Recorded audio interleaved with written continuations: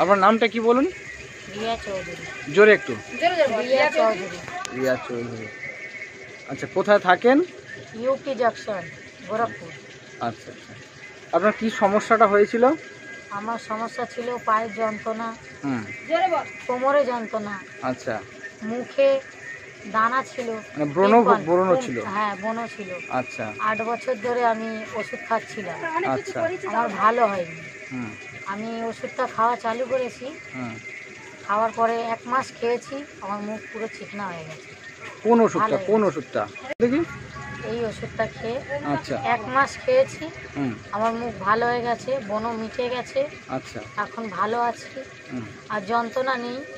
আচ্ছা, আমার গ্যাসের প্রবলেম নেই।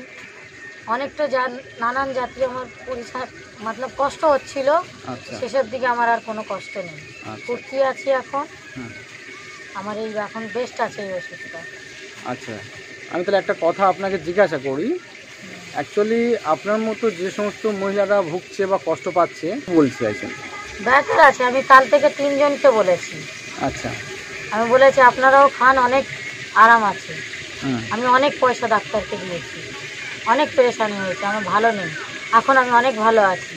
1 মাস খেয়ে এখন অনেকটা চেঞ্জ। যেখানে হ্যাঁ, 2-4 বছর ভুগছিলেন, সেখানে 1 মাস খেয়ে 8 বছর আমার বনো যাচ্ছিল না, অনেক টাকা আমি খরচা করেছি।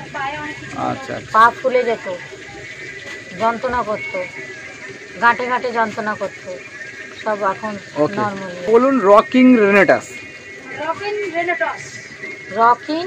রেনেটস। Okay okay, thank you.